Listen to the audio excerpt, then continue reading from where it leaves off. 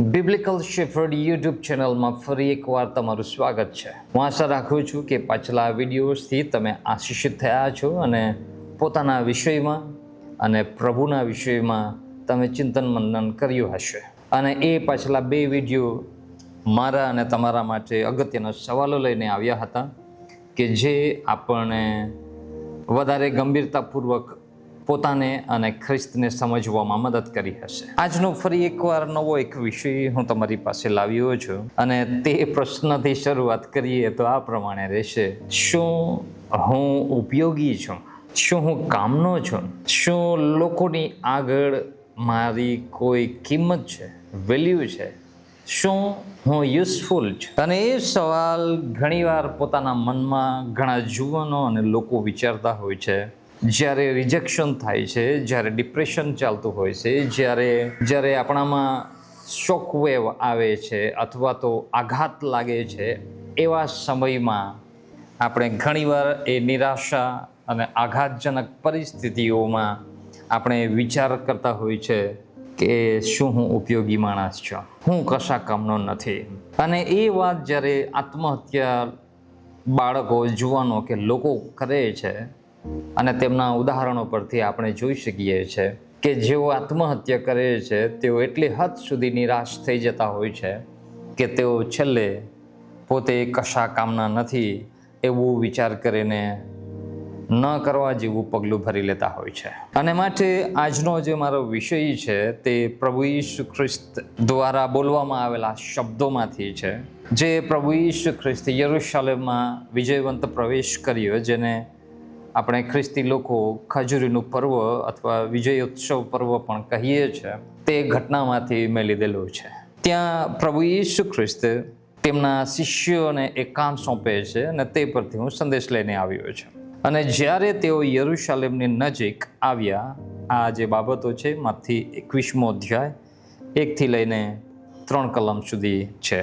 અને જ્યારે તેઓ યરુશલેમની નજીક આવ્યા અને જૈતુનના પહાડ પાસે બેથફગે સુધી પહોંચ્યા, ત્યારે ઈશુએ 2 શિષ્યોને મોકલીને કહ્યું કે તમે સામા ગામમાં જાઓ ને તેમાં પેસતા જ બાંધેલી એક ગધેડી તથા તેની જોડે બચ્ચું દેખશો.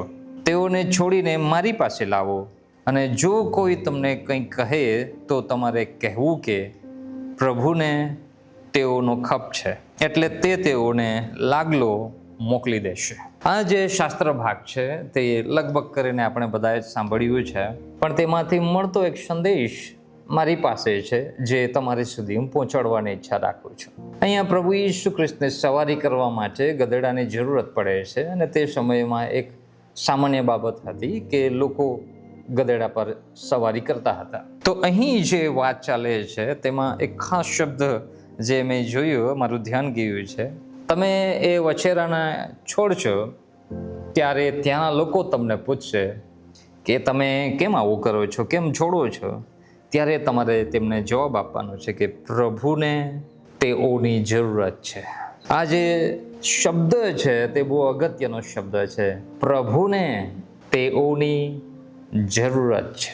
બહુ અગત્યની વાત અહીં છે. એક એવું ગધેડું, અહીંયા 2 ગધેડાની વાત છે, ગધેડી અને તેનું બચ્ચું, એક જાનવર, એક પશુની વાત ચાલે છે અહીંયા, કે જેના પર પ્રભુ સવારી કરીને એક ભવિષ્યવાણીને પૂરી કરવાના હતા. એટલું જ નહીં, પોતાના વિશેની ભવિષ્યવાણી છે તેને પરિપૂર્ણ કરવાના હતા. એટલે પોતે મસીહા છે તેનું પ્રકટીકરણ પણ ત્યાં આપવાનું હતું. પ્રભુ ઈસુ ખ્રિસ્તનો મહિમા અહીં પ્રગટ થવાનો હતો. અને પ્રબોધકો જે બોલે છે તે કેટલું સચોટ અને સાચું હોય છે તેની પણ અહીં સાબિતી પ્રભુ આપવાના હતા. અહીંયા એક જાનવરની વાત કરીએ કે જેને બાંધી મૂકવામાં આવ્યો છે. માલિકે તેને એવી રીતે બાંધ્યું છે જે કદાચ માલિકના ઉપયોગમાં આવે છે, પ્રભુના કામમાં આવતું નથી. આ તો ચલો પશુના ઉદાહરણ પરથી હું આત્મિક અર્થમાં, આત્મિક ભાવાર્થમાં સંદેશ લાવ્યો છું કે આ જે ગધેડું છે તેને બાંધીને માલિક તેનો ઉપયોગ કર્યા કરે છે. પણ હકીકતમાં એક એવો સમય આવનાર હતો કે જ્યારે તે પ્રભુને માટે ઉપયોગમાં આવવાનો હતો, પ્રભુના વચન પરિપૂર્ણ કરવા માટે ઉપયોગમાં આવનાર હતું. અને પ્રભુના કામ, પ્રભુના એક ખાસ વિષયને પરિપૂર્ણ, પ્રભુ ઈસુ ખ્રિસ્તના જે પહેચાન છે, ઓળખ છે મસીહા તરીકેનો, તેની ઓળખ આપવા માટે આ ગધેડાની નિયુક્તિ અથવા પસંદગી પ્રભુએ કરી હતું, પણ લોકોએ તેને બાંધીને રાખ્યો હતો. પણ પ્રભુ ઈસુ તેમના શિષ્યોને મોકલીને કહે છે, જાઓ સામે ગામમાં જાઓ અને તેઓને છોડી લાવો. અને કોઈ પૂછે તો કહેજો પ્રભુને તેઓની જરૂરત છે. અને બસ એ જ રીતે મારા પ્રિય, એવું બની શકે તમે પ્રભુને માટે છો, પ્રભુને સારી ઉપયોગી છો, પ્રભુએ તમારી પસંદગી કરી, પ્રભુએ તમને તેડું આપ્યું, પ્રભુના કામને માટે તમે થનગનો છો, પણ તમને બંધનમાં રાખવામાં આવ્યા, તમે બંધાયેલા રહ્યા, અથવા લોકોએ પોતાના ફાયદા માટે તમને બાંધી રાખ્યા, અથવા તો તમને જવા ના દીધા. એવું બની શકે તમે એવું બની શકે કે કોઈ આત્મિક બંધનમાં હોય, માનસિક બંધનમાં હોય, લાગણીકીય અથવા તો ભાવનાત્મક બંધનોમાં પડ્યા હોય, અમુક વાર સામાજિક અને શારીરિક અથવા સંસારિક બંધનોમાં પડ્યા હોય, અને તમને એવી રીતે બાંધી મૂકવામાં આવ્યા હોય જાણે તમે કરવા માંગો છો પ્રભુનું કામ, પ્રભુના વચન પ્રગટ કરવાનું કે બીજું કંઈ પણ, પ્રભુની લીધે તમે લોકોની સેવા કરવા માંગો છો, વચન પરિપૂર્ણ કરવા માંગો છો, વચનને પ્રગટ કરવાની ઈચ્છા રાખો છો, અને તેમ છતાં લોકોએ કે સંસ્થાએ કે પછી તમારી પોતાની કેટલીક કુટેવોએ બાંધી મૂક્યા હોય. પણ આજે તમારા માટે ગુડ ન્યૂઝ છે. પ્રભુ કરે પવિત્ર આત્મા તમારી પાસે આવીને તમને છોડાવી લે અને તમને પ્રભુને માટે ઉપયોગી પાત્ર બનાવે. આ જે શાસ્ત્ર ભાગ છે તે મને ઘણું પસંદ આવે છે કે દૂરના પ્રદેશમાં છે, દૂરનો એટલે કે બીજા ગામમાં એ ગધેડું છે, અને તેમ છતાં પ્રભુ ત્યાં તેઓને મોકલે છે. હું માનું છું કે બંધનમાં પડેલાઓને છોડાવવા માટે પ્રભુ આવ્યા. એ મારી માન્યતા છે, એ બાઇબલમાંથી છે.